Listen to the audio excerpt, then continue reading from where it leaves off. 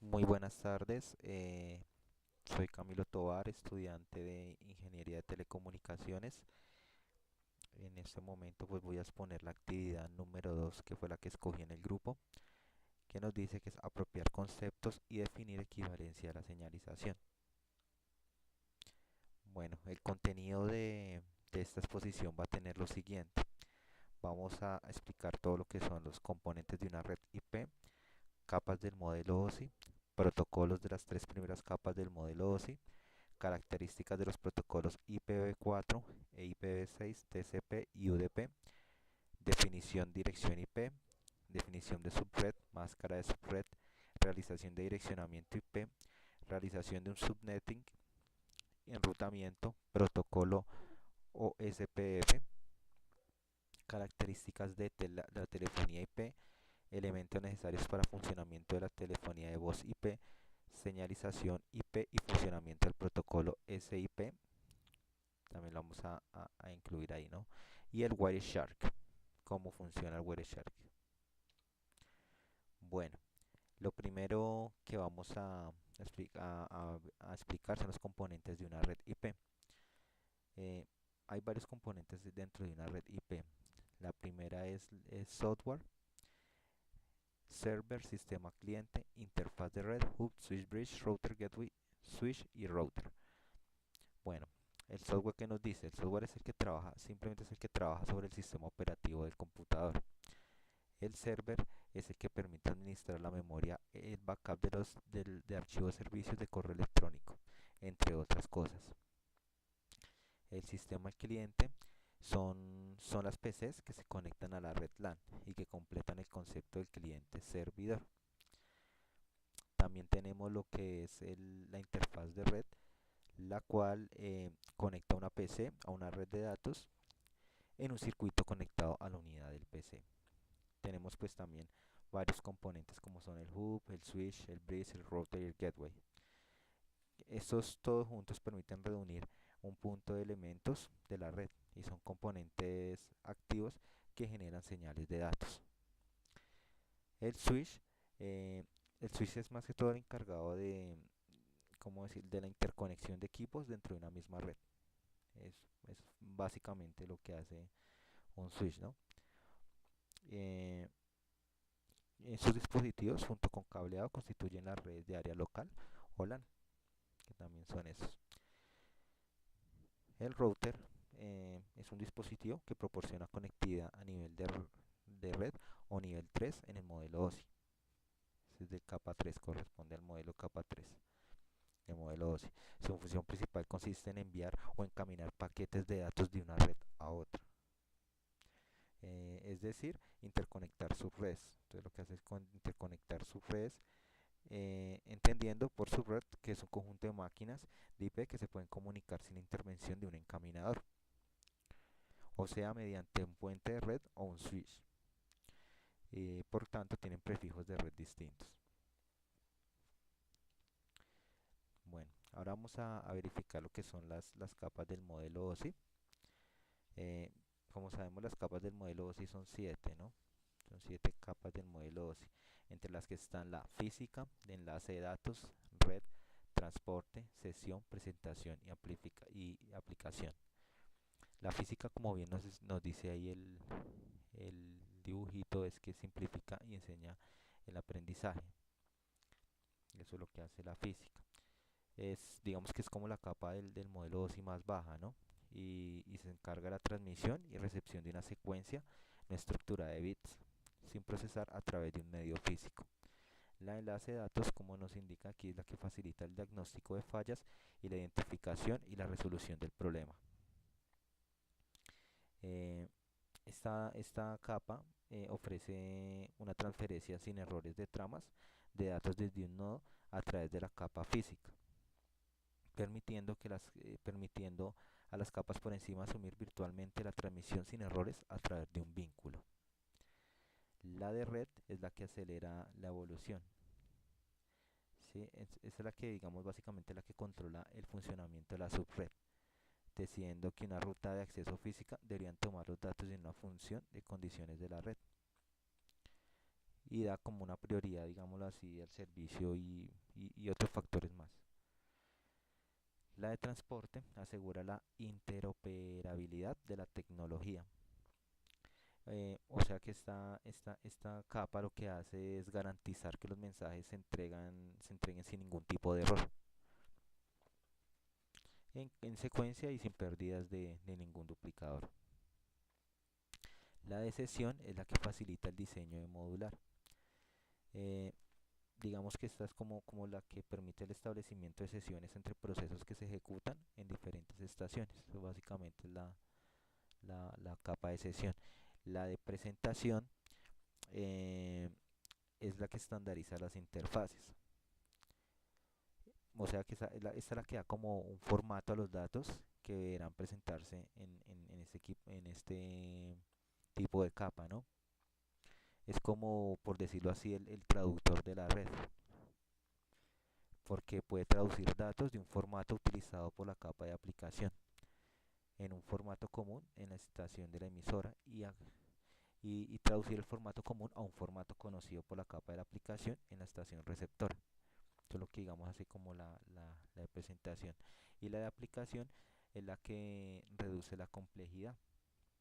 Eh, esa básicamente es la que digamos actúa como una ventana para los usuarios y los procesos de aplicaciones para tener digámoslo así, un servicio de red. Esta capa pues tiene varias funciones que se utilizan digamos con frecuencia. Bueno, vamos a ver los protocolos de las tres primeras capas del modelo OSI. Bueno, entre la física se encuentra el envío de tramas a través de medios locales que requieren los siguientes elementos de la capa física: medios físicos y conectores asociados, una representación de los bits en los medios, codificación de los datos y de la información de control, sistema de circuitos de receptor y transmisor en los dispositivos de red. Existen tres tipos básicos de medios de red en los cuales se representan los datos, que son cable de cobre, fibra, inalámbrico.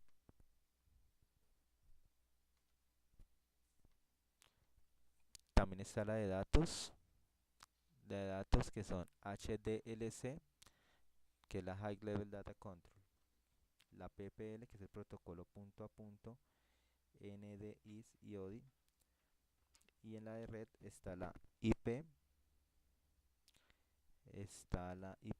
IPv6, IPv4, IPv6, OSPF, IS, IS, ICMP, ICMP v6 y GMP.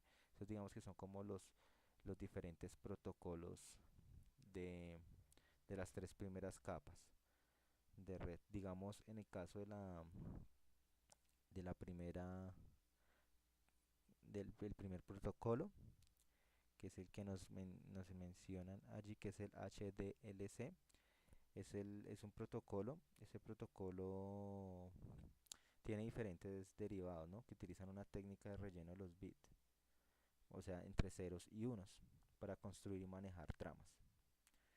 El siguiente, que es el de protocolo punto a punto, eh, este es diseñado para permitir el acceso a la red de internet de cualquier computadora.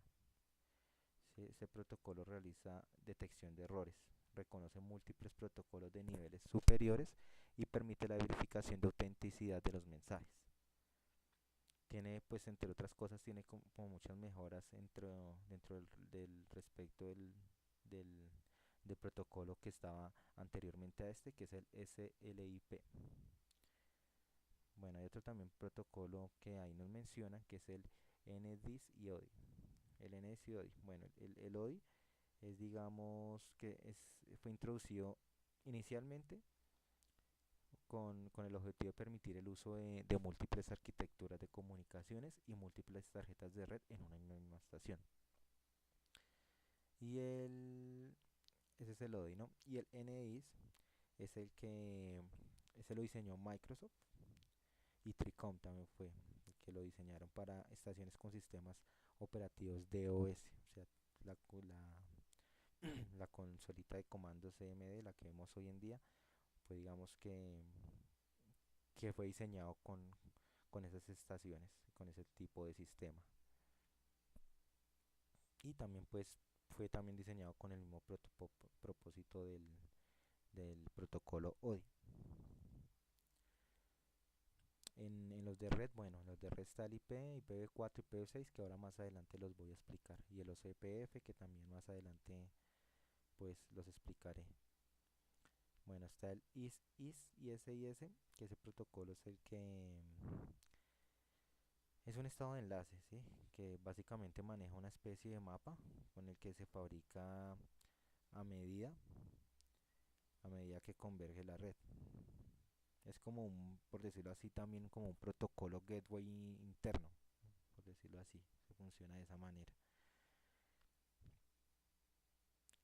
El ICMP es un subprotocolo, es el subprotocolo de notificación de errores. Es el que notifica, digamos, como todos los errores del, digamos, del protocolo de internet como tal. Y envía mensajes de error indicando, por ejemplo, que un router o un host no puede ser localizado.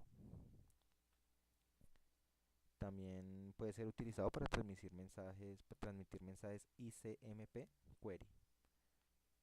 También tenemos pues el IGMP, que ese más que todo se utiliza más para intercambiar información acerca del estado de pertenencia de enrutadores. Y entre enrutadores IP y que admiten una multidifusión y miembros de grupos de multidifusión. Listo. Bueno, como anteriormente ya había nombrado eh, el protocolo IPv4, acá pues hay una definición que encontré en la cual nos dicen que es un protocolo estándar de interconexión de redes basado en Internet y fue la primera versión implementada para la producción de ARPANET. Usa direcciones de 32 bits. El IPv6 es el reemplazo del protocolo IPv4 desde el año 2016. Se está implementando en la gran mayoría de los dispositivos que acceden a Internet. Este estándar mejorará el servicio globalmente y proporcionará celdas telefónicas y dispositivos móviles y sus directorios propios permanentes. También tenemos el TCP, que este protocolo es uno de los protocolos fundamentales de Internet. Este puede crear conexiones entre sí a través de las cuales pueden enviarse un flujo de datos y este protocolo garantiza que los datos serán enviados a su destino sin errores y en el mismo orden se transmitieron. El UDP está basado en el intercambio de datagramas, permite el envío de datagramas a través de la red sin que haya establecido previamente una conexión. Bueno, también tenemos pues digamos la definición de lo que es una dirección IP. Bueno, ahí como se ve en el dibujito, podemos verificar acá un ejemplo, digamos, de cómo está estipulada una dirección IP, ¿no? Con su respectiva máscara de subred, la puerta de enlace, el DNS preferido y el DNS alternativo. Pues una dirección IP pues básicamente es la que identifica de manera lógica y jerárquica a una interfaz en una red de un dispositivo. Eso lo que hace es como digamos es, es como la cédula, por decirlo así. Es como una cédula, es como la identificación de cada ordenador, ¿no? Obviamente una dirección IP nunca puede estar repetida, ¿no? Siempre que tiene que ser diferentes en cualquier dispositivo que se configure una IP. Esto puede estar configurado en una computadora, en una tablet, en un portátil y una dirección IP no la tenemos que confundir con una dirección de MAC, ¿no? Que es un identificador de 48 bits y que identifica solamente una única tarjeta de red y no depende del protocolo de conexión utilizando una red. Eh, la máscara de subred básicamente es un rango de direcciones lógicas. Cuando una red de computadora se vuelve muy grande, conviene dividirla en subredes por algunos motivos, por ejemplo para reducir tamaños de los dominios del broadcast, perdón, y hacer la red que sea más fácil y más manejable administrativamente. La máscara subred es una combinación de bits que sirve para delimitar el ámbito de una red de ordenadores. La función principal es indicar a los dispositivos qué parte de la dirección IP es el número de la red, incluyendo la subred y qué parte es la correspondiente al host. Direccionamiento IP, como ahí bien lo dice, es un número de red exclusivo asignado por una ISP y un IR o para las redes más antiguas, registrado por la IANA. Direcciones IP exclusivas para las interfaces de cada sistema en la red y necesita también una máscara de red. El subnetting es dividir una red IP física en sus redes lógicas, redes más pequeñas, y para que cada una de estas trabajen a nivel y envío y recepción de paquetes como una red individual, aunque todas pertenezcan a la misma red física y al mismo dominio. Bueno, acá tenemos lo que es un enrutamiento, que es el proceso de reenviar paquetes entre redes, siempre buscando la mejor ruta y la más corta, ¿no? Para encontrar esa ruta más óptima, se debe tener en cuenta la tabla de enrutamiento y algunos otros parámetros como la métrica, la distancia administrativa y el ancho de banda. También tenemos, digamos, lo del protocolo SPF, ¿no? El protocolo SPF es un protocolo de routing interno basado en el estado de enlace o algoritmo Short Path First, que es el estándar de Internet, que ha sido desarrollado por un grupo de trabajo en Internet de la Engineer Task Force, cuya especificación viene acogida en el RFC 2328. Este puede ser utilizado, pues aquí como vemos en el dibujito, puede ser utilizado por equipos que pertenezcan a la marca Cisco. ¿Sí? Ha sido pensado para el entorno de Internet y su pila de protocolos TCP/IP como protocolo de routing interno. Es decir, que distribuye información entre routers que pertenecen al mismo sistema autónomo. Básicamente el DCPF lo que hace es, digamos, buscar como la ruta más fácil para el direccionamiento, digamos, de información. Entonces, digamos aquí, digamos que entre esta trama busca como lo más fácil para poder, digamos, hacer el transporte de datos o de mensajería. Bueno, vamos con las características de la telefonía IP. La telefonía IP hace que una señal de voz analógica estándar se transforme en datos para poder enviarla por internet utilizando un protocolo IP. Al hacer una llamada telefónica analógica, se abre un circuito que no se cierra hasta que se termine la llamada. No importan los silencios normales que hay en las llamadas, sigue consumiendo el mismo ancho de banda y ocupando la línea hasta que se termina la llamada. Al hacer una llamada por telefonía IP, primeramente la señal de voz se convierte en datos para ser enviada por la red. Al llegar al otro extremo, los datos se convierten en señal de voz estándar de nuevo. En la telefonía IP solo se envían los datos necesarios, por lo que durante los silencios no se envía nada y no se ocupa ancho de banda. Aparte, mientras viaja un paquete de datos por la red, puede viajar otro paquete al mismo tiempo. O sea, digamos que es alguna de las características que tiene o maneja la telefonía IP. Funcionamiento de la telefonía voz IP. El gateway, que es el que funciona como el puente entre la telefonía estándar RTB y la telefonía IP, que convierte la señal de voz en datos. El gatekeeper trabaja en conjunto con varios gateways. Es algo así como, digamos, el administrador de telefonía IP, que se encarga de la clasificación de usuarios y de asignar el ancho de banda a cada uno de ellos. Bueno, tenemos también lo que es la señalización IP y funcionamiento del protocolo SIP. La señalización IP, diferencia de las redes telefónicas tradicionales, la tecnología voz IP realmente no transmite la voz en tiempo real. Lo que sucede cuando hacemos una llamada por voz IP es una transmisión de paquetes de datos entre dos direcciones IP a través de un canal de comunicación. Las ondas de sonido que transmitimos a través del terminal no se transmiten directamente por la red, sino que necesitan de un protocolo voz IP que las convierta en paquetes de datos que puedan transportarse por la red. El SIP permite establecer sesiones de multimedia entre usuarios, cliente y servidor para transmisión de voz o video, como teleconferencias. Se intercambian peticiones o respuestas entre agentes de usuarios a través del servidor proxy o redirector. La sintaxis que usa es parecida a la del HTTP y la SMTP, que es la que se usa en sitios web y servicios de correo electrónico. Bueno, y por último tenemos el Wireshark. Eh, bueno, el Wireshark básicamente es, digamos, como una herramienta la cual, la cual funciona,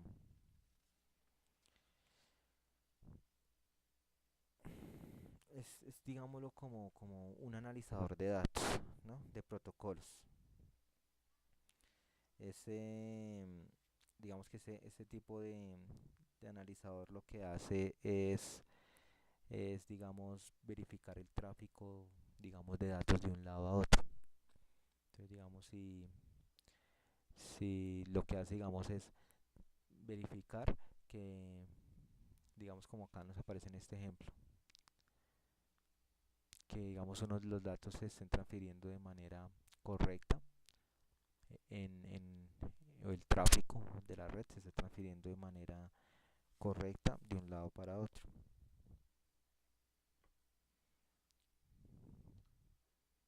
Listo, eso es todo. Muchas gracias.